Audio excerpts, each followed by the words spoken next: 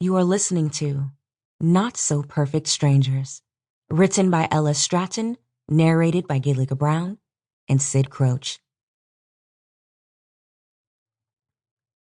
To Andrew and Chloe, my heart and home. Chapter 1. Now.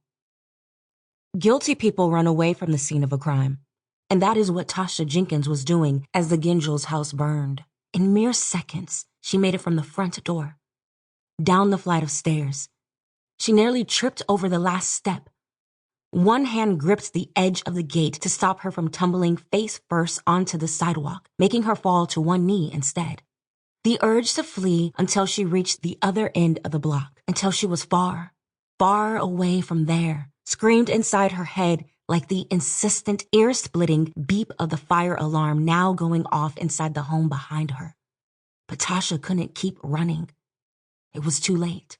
She pushed herself back to her feet and looked over her shoulder at the house she had been to only once before, and from a distance, the wide open bay windows, the stately-looking exterior, the imposing oak front door and wrought iron mailbox. She'd never told Madison how beautiful it was, how she should feel lucky to live there, and how the house was ablaze. She turned around completely to watch the flames, entranced as the smoke seeped out the cracks in the 3 windows on the top floor and the fire looked hungrily at the curtains. It would gobble up the furniture next, and likely devour the couple who lived inside. "Oh my God," a man shouted, shaking her out of her stupor. She wondered how much time had passed. "Look at that," the man said. Tasha glanced to her right to find a couple standing a few feet away from her, gazing up at the house, slack-jawed. They were linked arm in arm and looked as if they had been on a late evening walk. The woman reached down and grabbed their dog, a Jack Russell Terrier, and clutched the dog and his leash against her chest. "Should we call someone, Brian?" she asked the man beside her. "Do you think someone could be inside? Should we get help?" Help. Calling for help is something that old Tasha would have done before all this had happened, before random coincidence had brought Madison Gingell into Tasha's life. Tasha would have called for help without question. But now she held back. "What should we do?" the woman asked, like she was posing the question to Tasha, not her companion. With shaking hands, Tasha reached inside her purse and pulled out her cell phone. Her fingers dumbly followed her command, dialing 911. "Hello, what's your emergency?" the dispatcher answered. She forced the words up out of her throat and to her lips. "A house is on fire. 818 Wicker Street, Southeast, D.C. Please send help." The dispatcher started to ask questions. "Is anyone inside? Are you near the fire? Do you know if anyone is injured?" Tasha hung up, unable to speak anymore. It had taken all her effort to say that. Now she would just have to sit and wait. So that is what she did. Taking a spot on the curb near the corner, clutching her knees and staring off into space. Because guilty people run from the scene of a crime. But sometimes they stay. Within minutes, she heard the fire engines. By then a crowd had started to gather. Neighbors walked out of their front doors and huddled on the sidewalk in their robes and flannel, pointing at the blazing spectacle. "Ma'am," one of the firefighters said. "Ma'am, you're going to have to move. We're clearing this block. It's not safe to sit here. There's an active fire." "I know," she whispered. Tasha didn't look up. She could only see his heavy-duty boots and the yellow hem of his pants as she spoke. "What? Ma'am?" "I said I know." She finally raised her eyes, meeting his gaze. She cleared her throat, forcing more conviction into her voice. "I started the fire. I did it." Chapter 2. Before. Madison. "Maddie, you look fabulous. You have to tell me where you got that dress," I hear behind me. I've heard it several times tonight, but I have to look surprised when I turn away from the window where I'd been staring at penthouse views of the Washington, D.C. skyline to look at the woman who'd complimented me. The tidal basin and the dome of the Thomas Jefferson Memorial are now replaced with her smiling, wrinkled face. Her name eludes me, but I don't let on. I can tell from the chunky gold jewelry at her throat and dangling from her ears and the colorful print of her gown that she doesn't work at the firm.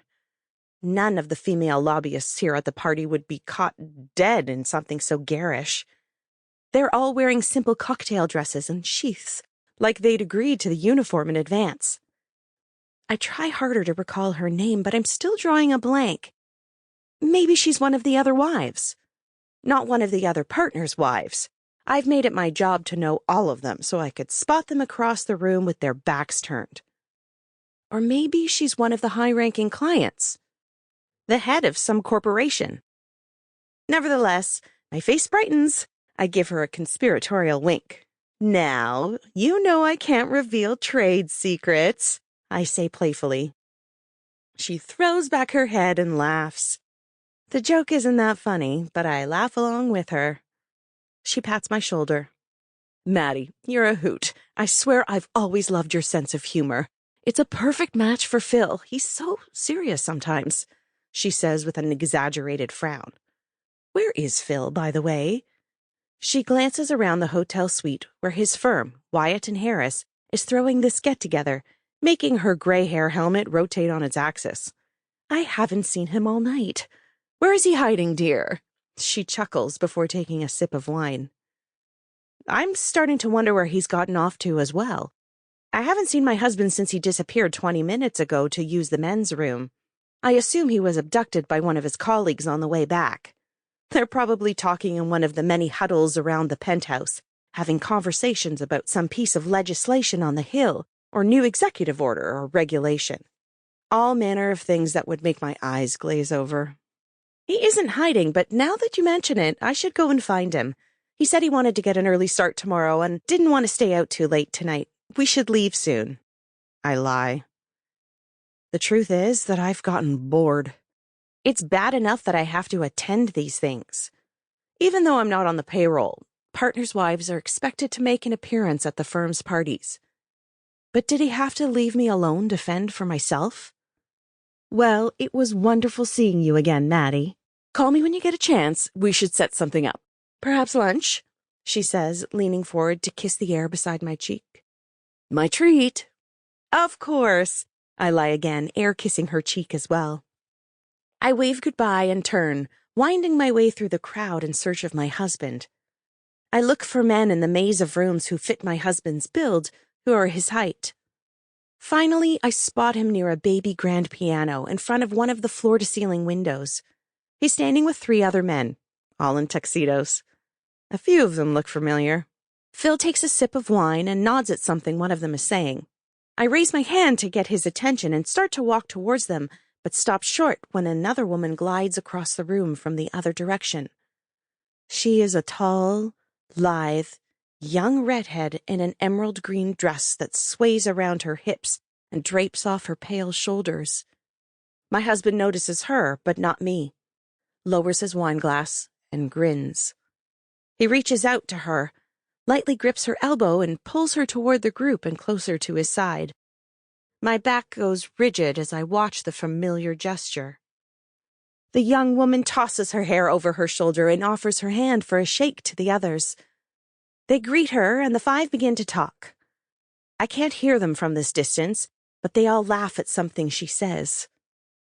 As they talk, she reaches up and picks at a piece of lint on Phil's shoulder. She lets her hand rest there. My cheeks and neck flame with heat, like they've been doused with hot water. I feel lightheaded. My outrage and disbelief seem to take on solid form. They fly across space, spanning the distance between me and my husband, and roughly shove at his back. He finally turns to look at me. Ah, Maddie, there you are. I was wondering where you'd gotten off to, honey, he says, like I was the one who disappeared. Phil gestures to his side. Meet Penelope. Penelope drops her hand and turns. Her green eyes settle on me, and she gives me a cat-that-ate-the-canary smile that makes me tremble. The bitch practically has a feather dangling from the side of her crimson mouth. Mrs. Gingell! Sample complete. Ready to continue?